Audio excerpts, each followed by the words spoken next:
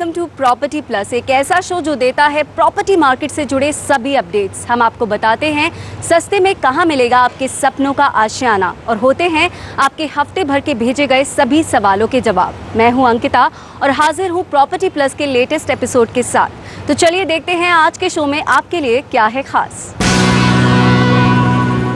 साल 2014 के आम बजट के खास होने की पूरी उम्मीद है। वजह है केंद्र में एनडीए सरकार और नई सरकार के नए वादे और इरादे। क्या कुछ कर सकती है नई सरकार इस बजट में, इस पर खास चर्चा की हमारी संवाददाता शिल्पी डुडेजा ने इंडस्ट्री के कुछ दिग्गजों के साथ। आइए देखते हैं। प्रॉपर्टी प्लस बजट स्पेशल में आपका स्वागत है। बजट आने में कुछ ही दिन रह गए हैं। जाहिर सी बात है रियल एस्टेट सेक्टर को भी काफ़ी सारी उम्मीदें हैं बजट से, इसीलिए आज हम पैनल डिस्कशन करेंगे। हमारे साथ मौजूद हैं काफ़ी सारे रियल एस्टेट बाजार से दिग्गज, जिनसे हम बातचीत करेंगे बजट के ऊपर। इसके लिए हमारे साथ आए हैं नवीन रहेजा जी, जो CMD हैं रहेजा डेवलपर से, साथ ही चेयरमैन हैं नेरेटको से। इसके लिए हमारे साथ मौजूद हैं डायरेक्टर हैं फिनलेस से पवन जसूजा जी, और साथ ही हमारे साथ मौजूद हैं मैनेजिंग डायरेक्टर चिंटल ग्रुप से प्रशांत सोलेमन, और हमारे साथ जुड़े हैं ओम चौधरी जी, जो फाउंडर हैं CEO हैं फायर कैपिटल से। नवीन सर, सबसे पहले आपसे जानना चाहेंगे 30 सेकंड से आपसे मेरे को सिर्फ ये बताइए कि बजट से क्या उम्मीद है आपकी। सबसे पहला उम्मीद है कि हमारा पूरा कंट्री का ग्रोथ जो है, वो पूरे कंट्री का जो ग्रोथ है वो 200 से ऊपर इंडस्ट्रीज जो हैं वो डिपेंड करती हैं रियल एस्टेट के ऊपर। अगर आपको इकोनॉमी को फ्लिप देना है तो सबसे पहला काम करना चाहिए कि इंफ्रास्ट्रक्चर स्टेटस जो है हमारा रियल एस्टेट इंडस्ट्री को, और पर्टिकुलरली नहीं तो कम से कम हाउसिंग को देना चाहिए। इंफ्रास्ट्रक्चर इंडस्ट्री इसको बोलेंगे अगर, तो हमारे लिए फंडिंग, फाइनेंस और टोटल जो सर्कुलेशन है वो इजी हो जाएगा। इससे आप ये देखेंगे इसका इतना रिपल इफेक्ट आएगा पूरे कंट्री के अंदर, क्योंकि बाकी सारी इंडस्ट्रीज इसके साथ ग्रो करेंगी। नई सरकार आ चुकी है, वेलकम किया है रियल एस्टेट सेक्टर ने। आपकी क्या उम्मीदें हैं प्रशांत जी? आपको क्या लगता है इस बार क्या खास होगा बजट में? मुझे ये लगता है कि इस बार एक बहुत business friendly and growth friendly budget होगा। जैसे नरेंद्र मोदी जी का इमेज है कि वो बिजनेस फ्रेंडली है, मुझे पूरा उम्मीद है कि बजट में भी ऐसे ही रिफ्लेक्शन आएगा। और जैसे ख़ास तौर से रियल एस्टेट इंडस्ट्री के बारे में मैं ये चाहता हूँ कि funding of projects, funding of real estate business को ज़्यादा आसान किया जाना चाहिए। ओम जी, आपसे जानना चाहेंगे आपको क्या लग रहा है, क्या खास प्रावधान होने चाहिए बजट के अंदर, क्योंकि नई सरकार है, काफ़ी टाइम से निगलेक्ट हो रहा है, मंदी है प्रॉपर्टी बाजार में, तो आपको लगता है कुछ खास स्पेशली होना चाहिए? जैसे आपने कहा, बहुत टाइम से ये सेक्टर निगलेक्ट कर रहा है, इतना ज़्यादा इसका पोटेंशियल है, वो सफ़र कर रहा है, और उसको अनशैकल करने के लिए बहुत डिमांड साइड, सप्लाई साइड पे कुछ स्टेप्स लेने पड़ेंगे। कॉस्ट ऑफ फंडिंग कम करनी पड़ेगी। डेवलपर्स को अगर देखें तो अफोर्डेबिलिटी बढ़ानी पड़ेगी, और डिमांड साइड पे भी वो इस तरीके के कुछ प्रावधान रखे जाने चाहिए जिससे लोगों की जेब में पैसा ज़्यादा हो और फिर से इन्वेस्ट करने की उनमें क्षमता और रुचि आए। जी, ओम जी ने अफोर्डेबिलिटी की बात की है। मैं पवन जी आपसे जानना चाहूँगी, हमारे देश में 3 करोड़ घरों की मांग है अभी भी, लेकिन घर अफोर्डेबल नहीं है, तो आपको लगता है इस बार कुछ ऐसा कुछ खास होना चाहिए बजट में? उसमें 3 या 4 चीज़ें करने की ज़रूरत है। पहला, क्या service tax should be applicable for affordable housing. Second, there should be any discount in the registry for affordable housing. And तीसरी चीज़, 10 साल पहले हमने एक लिमिट बनाई, 1.5 लाख रुपए इंटरेस्ट में होम लोन में, 1 लाख रुपए प्रिंसिपल में माइनस होगा, जो आज के टाइम में कहीं पे भी रेलिवेंट नहीं है। इन दोनों चीज़ों को बढ़ाना पड़ेगा। थर्ड, अगर बूस्ट करना चाह रही है सेविंग या हाउसिंग सेक्टर को, तो जो प्रिंसिपल कंपोनेंट है उसको नॉर्मल सेविंग से बाहर करना पड़ेगा। नवीन सर, सबसे पहले आपसे भी जानना चाहूँगी मैं कि ज़्यादातर डेवलपर्स की मांग है कि सर्विस टैक्स और एक्साइज ड्यूटी को कम किया जाए। आपको लगता है इस बार किया जाएगा, और क्या फ़ायदा होगा इससे? देखिए, कम करना चाहिए। ऑलरेडी जो हमारा रियल एस्टेट सेक्टर है, अगर इसमें आप ओवरऑल सारे टैक्सेस को जोड़ें, इतने ज़्यादा टैक्स हैं। इसी एक सेक्टर के ऊपर इनकम टैक्स भी लग रहा है, सर्विस टैक्स भी लग रहा है, वैट भी लग रहा है, लेबर सेस भी लग रहा है, एजुकेशन सेस भी लग रहा है, आपके ऊपर WCT भी लग रहा है। तो आपको इतने सारे टैक्स हैं, अगर ये सबका टोटल कर दो तो करीब 30 से 60% तक, अगर आप उसको इनकम टैक्स को जो प्रीपेड है आपका ऑलमोस्ट 35% कंपोनेंट, अगर उसको भी आप जोड़ते हैं तो 60% से भी ऊपर आपकी प्रॉपर्टी जो आप खरीद रहे हैं वो सरकार आपसे टैक्स लेके जा पहले निकाल के जा रही है, वो कॉस्ट का पार्ट है। तो कम से कम आप कुछ नहीं कर सकते, please single tax, single window and single definition to the sector. Prashant ji, आपसे जानना चाहूंगी, सिंगल विंडो क्लियरेंस की तो बात हो रही है, आपको नहीं लगता कि बिल्डर्स भी कई बार जातियां करते हैं, रेगुलेटर होना चाहिए और सरकार को इस पर भी जोर देना चाहिए और रेगुलेटर लाना चाहिए, क्योंकि जाहिर सी बात है काफ़ी टाइम से रेगुलेटर पेंडिंग है। नहीं, रेगुलेटर अब ज़रूर बिल्कुल होना चाहिए। इससे जो इंडस्ट्री है इसमें ट्रांसपेरेंसी आएगी और एक प्रॉपर स्मूथ तरीके से चलेगा। और अगर आप देखते हैं जो रेगुलेटरी बिल है उसके अंदर भी ये सिंगल विंडो क्लियरेंस का है, there is some provision in that. तो अगर ये आ जाता है तो इंडस्ट्री के लिए बहुत अच्छा है। लेकिन मैं एक और चीज़ ये बोलना चाहता हूँ कि जैसे हम अफोर्डेबल हाउसिंग की बात करते हैं, लेकिन कुछ साल पहले एक इनकम टैक्स में प्रोविज़न था कि अगर आप अफोर्डेबल हाउसिंग बनाएं less than I think up to 1000 square feet, तो आपको कुछ इनकम टैक्स भी बेनिफिट्स हैं मिलते, लेकिन वो चीज़ उन्होंने एक साल के अंदर हटा दिया। तो अब जैसे अफोर्डेबल हाउसिंग की एक तरफ हम बात करते हैं और एक तरफ इतने सारे टैक्सेस हैं इंडस्ट्री पे, तो एटलीस्ट अफोर्डेबल हाउसिंग के लिए कुछ टैक्स बेनिफिट्स या टैक्स इंसेंटिव्स डेवलपर को मिलने चाहिए। नवीन सर, अगर एफडीआई आता है तो क्या आसानी हो जाएगी या मतलब आपको लगता है कि मुश्किल होगा? देखिए, एफडीआई तो ऑलरेडी है, लेकिन एफडीआई में जो इन्होंने लिमिटेशंस रखी हुई हैं दे आर मच हायर। वो फिर बड़े डेवलपर्स तो उसको और बड़े प्रोजेक्ट्स में तो उसको यूटिलाइजेशन हो सकता है, लेकिन अब टियर 2 सिटीज़ हैं, टियर 3 सिटीज़ हैं, कई जगहों पे छोटी जगह आपको चाहिए, तो आप अगर अलाउ करते हैं तो एफडीआई को भी आप एक एनेबलिंग प्रोविजंस के अंदर उसको आप डिफाइन करें। आप डेली बहुत सारे कस्टमर से डील करते हैं, मैं आपसे जानना चाहूंगी किस तरह की प्रॉब्लम्स फेस करते हैं वो लोग, उनको चीपर फंडिंग के लिए कैसे सिंप्लीफाई किया जा सकता है इस बजट में, और क्या रहता है उनका नजरिया ग्राहकों का? सबसे बड़ी जो प्रॉब्लम है वो 2 एंड से है। पहली, जो हाउस अवेलेबल था 20-25 लाख की रेंज में, वो 60-70 लाख रुपए आ गया। ऐसा कुछ में ही नहीं हुआ इंडिया में कि सैलरीज बहुत ज़्यादा जंप आ रहे हैं, 40% जंप आ रहे हैं, वो बढ़ रहे हैं। थर्ड चीज़ है, जो 2007-2008 में 8-9% पे होम लोन अवेलेबल था, वो 11% से नीचे अवेलेबल नहीं है। आज बिल्कुल अगर एकदम से इंटरेस्ट रेट 7 या 8% पे अवेलेबल हो जाए होम लोन में, तो उतनी ही परचेजिंग पावर उसकी बढ़ जाएगी। जैसे वो 20 लाख का लोन पहले सेम एलिजिबिलिटी में अगर 25 लाख का अवेलेबल था तो वो 30 लाख हो जाएगा।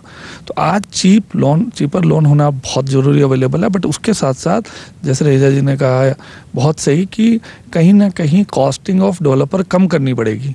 आपको लगता है ओम जी कि लैंड एक्विजिशन बिल में कुछ बदलाव होने चाहिए जिससे आसानी से लैंड मिल पाए? यू आर राइट, अगर हम लैंड कॉस्ट को और लैंड एक्विजिशन को हैंडल ठीक से नहीं कर पाएंगे तो वहीं सारा कुछ स्टार्ट होता है। आगे जैसे हम बात कर रहे हैं कि बहुत ज़्यादा हमें सिंगल विंडो चाहिए और बहुत प्रॉब्लम्स फेस जो कर रहा है सेक्टर, वो और ज़्यादा कंपाउंड हो जाएंगे अगर हम लैंड को ही हैंडल नहीं करेंगे। जो रेगुलेटरी बिल है उसमें भी ये होना चाहिए कि as much as you are protecting the customer, you should also protect other parties which are primarily the developer, the builder. Property plus budget special show में अभी वक्त है एक छोटे से ब्रेक का, आप कहीं मत जाएगा क्योंकि ब्रेक के बाद भी हमारी खास पेशकश जारी रहेगी।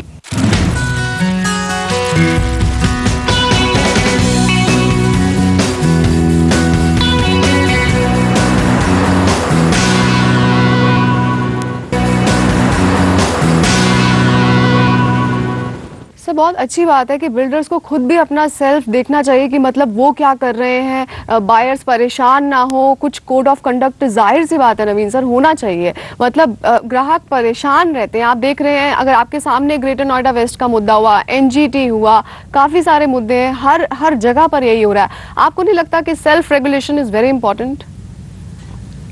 सेल्फ रेगुलेशन भी होना चाहिए और रेगुलेटरी मैकेनिज्म भी होना चाहिए, लेकिन रेगुलेटरी मैकेनिज्म जो है वो थ्रॉटल करने के लिए एक और क्लियरेंस लो जी और हमारे दरबार में भी आ पाओ, उसके लिए नहीं होना चाहिए। ये फैसिलिटेटर होना चाहिए साथ में। रेगुलेटरी मैकेनिज्म में अभी जो रेगुलेटरी बिल आया है ये क्यों अपोज हो रहा है इंडस्ट्री से?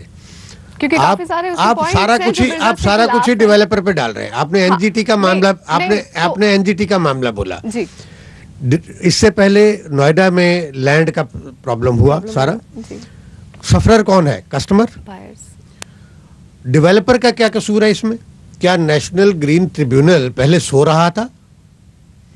आज जब बिल्डिंगों में आपके दसियों हजार करोड़ बल्कि may be over 1 lakh crore रुपए की जब कस्टमर्स की एक आम आदमी की जब इन्वेस्टमेंट हो गई और जब सब कुछ इन्वेस्टमेंट होके वो घर को लेने के लिए इंतजार कर रहा है, अब आपको याद आया ओखला बर्ड सेंचुरी है यहाँ पे। सर, तो अगर builders- आपको ओखला बर्ड सेंचुरी तो पहले भी थी, आपने एक स्टैंडर्डाइज्ड रेगुलेशन जो थी वो पहले ही बना के क्यों नहीं उसको मैप करके रखा कि भाई इसके अंदर इतने डिस्टेंस पे ये फॉलो करना होगा, इतने डिस्टेंस पे ये पहले क्यों नहीं किया? आज अगर आप लेके आए हैं तो इसके अंदर रिस्पॉन्सिबिलिटी फिक्स होनी चाहिए। ये सारे नुकसान को कौन भरेगा? क्या बिल्डर भरेगा? ग्राहक भरेगा। ग्राहक भरेगा। क्यों? ग्राहक जो भर रहा है वो गलत भर रहा है ना।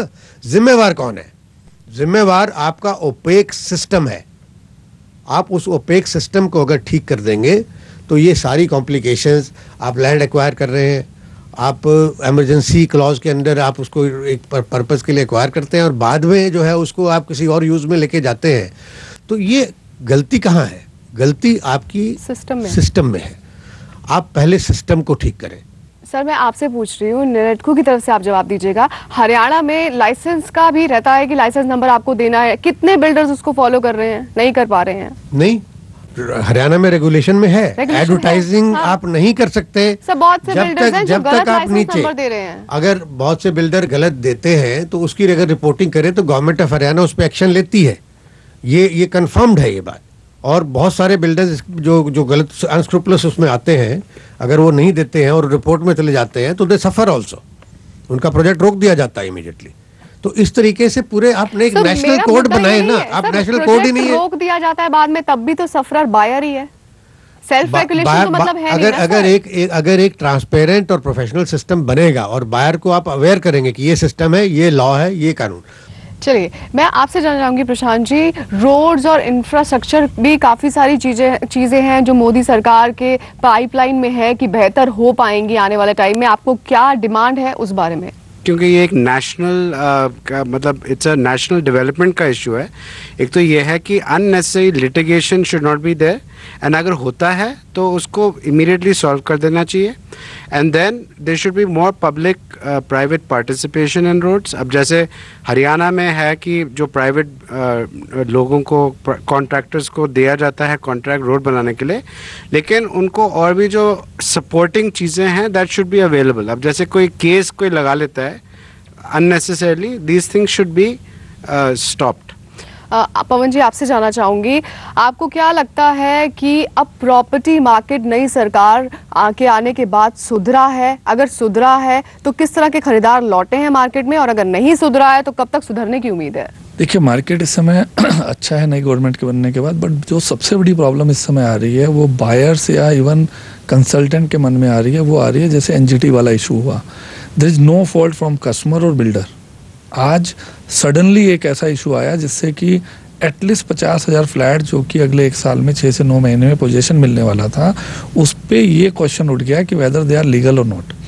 सिमिलरली इसी टाइम पे कैंपा कोला वाला जो एपिसोड हुआ है बॉम्बे में, उसके बाद से कस्टमर का फियर फैक्टर भी बढ़ गया है कि जब 30-40 साल बाद सुप्रीम कोर्ट ये कह सकती है कि this is illegal building and you have to remove it, तो क्या इनका पोजीशन हो पाएगा? तो सडनली जो डिमांड है उसमें ये क्वेश्चन उठ गया है। सर काफी अच्छा इस बार का विजन है कि 100 छोड़ जाएगा। अच्छा, बजट में इसके ऊपर गवर्नमेंट कोई ना सेंट्रल नोडल एजेंसी इसके ऊपर क्रिएट करेगी बजट में, और फोकस जो होना चाहिए वो बेसिकली स्मार्ट सिटीज जस्ट एक डेफिनेशन नहीं है। स्मार्ट सिटीज तभी बन सकते हैं 100 सिटीज अगर उसके अंदर आप एक इकोनॉमिक डेवलपमेंट का मॉडल क्रिएट करें, नंबर 1।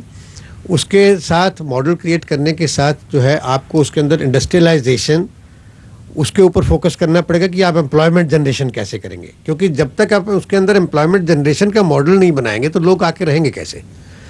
तो एम्प्लॉयमेंट जनरेशन के मॉडल के लिए you have to design a city जो कि इन्वेस्टमेंट इनवाइट करे, अट्रैक्टिव हो इन्वेस्टमेंट के लिए, इंडस्ट्रियलाइजेशन करे, इकोनॉमिक ग्रोथ करे, और उसके साथ साथ एम्प्लॉयमेंट अपने आप आएगा क्योंकि माइग्रेशन होगा from rural economy to urban economy, और उसको इंटरनेशनल लेवल की स्मार्ट सिटीज़ की इंफ्रास्ट्रक्चर दे, पहले से ही प्रोविज़न करके चलें कि ये इसकी मास्टर प्लान है। फ्यूचरिस्टिक, ऐसे इसमें वैन होगा, कोई चलते फिरते भी अपने लैपटॉप चला सकता है, ये सारे ऑप्टिक फाइबर नेटवर्क्स होंगे, ये आपके एक्सेसिबिलिटी इस तरीके से होगी, इंफ्रास्ट्रक्चर ये होगी, वाटर रिसाइकलिंग कंप्लीट इंडिपेंडेंट होगी, कोई पानी की ज़रूरत नहीं पड़ेगी, बिजली जो है वो कितना आप उसको कर सकते हैं सोलर बेस्ड या otherwise non conventional energy resources को, ये सारी चीज़ टोटल डिज़ाइन करनी पड़ेगी that they are self sufficient, self reliant and revenue generation and GDP growth को फोकस करते हुए ये जगह है जहाँ पे एम्प्लॉयमेंट भी मिलती है। ओम जी, आपसे मेरा आखिरी सवाल है, मैं आपसे जानना चाहूँगी क्या इस बार के बजट में डिपेंडेंट है रियल एस्टेट मार्केट, मतलब तय हो पाएगा कि आगे कैसे वर्क होने वाला है रियल एस्टेट मार्केट में अगले 5 सालों में? जो आपका सवाल है कि भाई अब रियल एस्टेट सेक्टर इस पे आगे जो स्टेप्स लेती हैं उस पर कितना डिपेंड करता है, तो वो है क्योंकि माइंडसेट उससे चेंज होगा, not just of people in the industry within the country, but more importantly जो बाहर से बैठे देख रहे हैं कि हमें इंडिया में अब नेक्स्ट राउंड ऑफ इन्वेस्टमेंट करनी है, उनके लिए ये बजट और आगे आने वाले महीनों में जो भी स्टेप्स लेगी गवर्नमेंट वो बहुत इंपॉर्टेंट है। बहुत बहुत शुक्रिया हमारे साथ जुड़ने के लिए। यानी कि इस बार के बजट से बायर्स के साथ साथ बिल्डर्स को भी काफ़ी सारी उम्मीदें हैं कि कुछ खास मिल पाएगा। हमारी ये खास पेशकश देखने के लिए बहुत बहुत शुक्रिया। अभी वक्त है छोटे से ब्रेक का। ब्रेक के बाद देखेंगे क्या चल रहा है देश और दुनिया के प्रॉपर्टी बाजार में। आप देखते रहिए प्रॉपर्टी प्लस।